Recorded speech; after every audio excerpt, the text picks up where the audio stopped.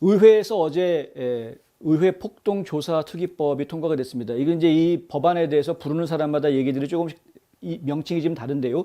1월 6일, 그러니까 January 6th 커미션이다. 이렇게 1월 6일 위원회다. 이렇게 부르는 분들도 있고, 근데 저 같은 경우에는 그냥 의회 폭동 조사 특위 특별위원회 이렇게 이야기를 하는데, 이 법안, 그러니까 이런 특별위원회를 만들자라는 법안이 상정이 돼서 하원에서 투표가 있었고요. 그런데 찬성이 252표, 반대가 175표. 그렇게 큰 차이가 나는 것이 아니었습니다. 그런데 알고 보니까 공화당원 중에서도 35명이 찬성을 했다.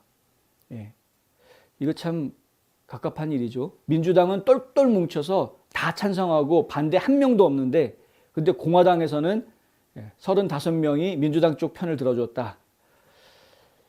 1월 6일 특별위원회가 조사하는 내용은 1월 6일에 있었던 의회 난입 사건이 과연 누가 그 사건의 뒷 배경에 있었는지 이런 것들을 이제 조장하는 그런 내용이 된 겁니다.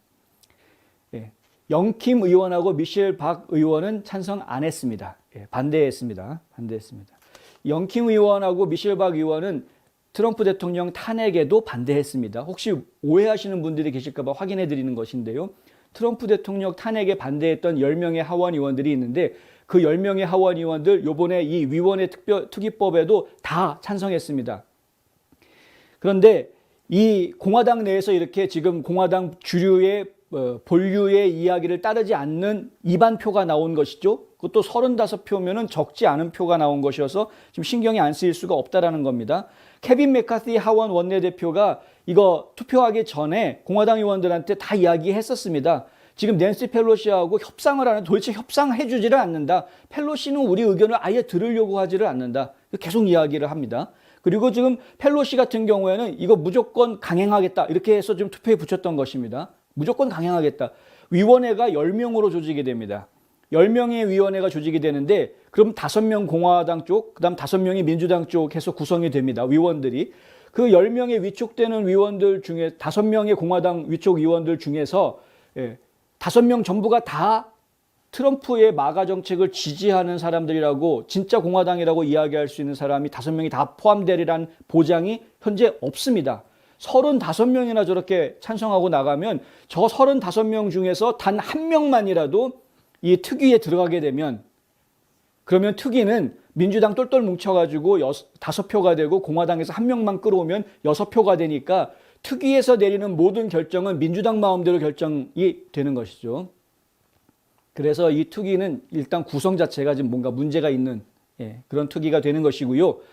그리고 지금 트럼프 대통령도 절대 이것은 만들어져서는 안 되는 것이다 라고 이야기했고, 케빈 메카티 원내대표뿐만이 아니라 미치 매코넬 상원 원내대표도 마찬가지로 절대 이거 통과시켜서는 안 된다라고 이야기한 것인데, 하원에서 이렇게 이 정도면은 거의 뭐 반란표라고 저희가 봐야 될 수준인 것 같습니다. 35명. 트럼프 대통령은 오늘 성명을 냈습니다. 이 35명의 공화당원들 좀 봐라. 저희가 뉴스앤포스트 웹사이트에 이 35명의 명단을 올려놓도록 하겠습니다.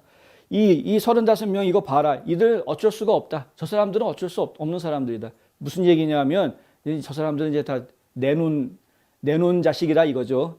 지금 다 축출해내야 될 사람들이 되는 것입니다. 2022년도에 저 35명은 설 자리가 아마 없을 것이다. 트럼프 대통령의 성명에는 이런 이야기가 나옵니다. 민주당원들은 똘똘 뭉치는데 공화당원들은 그렇지가 않다. 지금 보시는 숫자 그대로입니다. 이 숫자 보십시오. 민주당원들은 찬성 217, 100%입니다. 100%. 반대 한 명도 없습니다. 여기 반대 한 명도.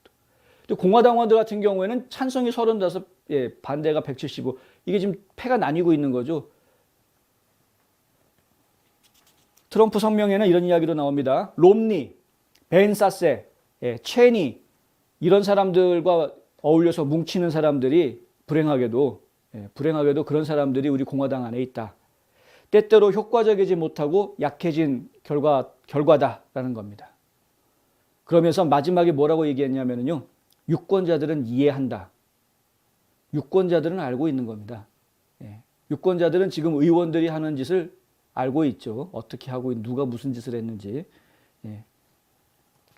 미치 매코넬조차도 이거는 통과돼서는 안 된다라고 이야기해서 이 상원에서 상원 의원 중에 이 마이크 라운즈라는 상원이 있습니다. 사우스다코타주에 있는 마이크 라운즈라는 이 라운즈 상원 의원은 원래는 화요일 날 발표할 때 나 그 법안에 찬성할 거야라고 발표를 했었던 사람인데 미치 매코넬이 그거 찬성하면 안 돼라고 이야기하니까 하루 사이에 말을 바꿔서 어제 나 안 바꿀래라고 이제 그 찬성 안 할래라고 자기 입장을 바꿨습니다.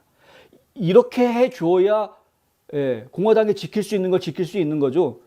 안 그러면 공화당은 순간 말랑해지는 순간 다 뺏긴 왜 그걸 모르는지 모르겠습니다.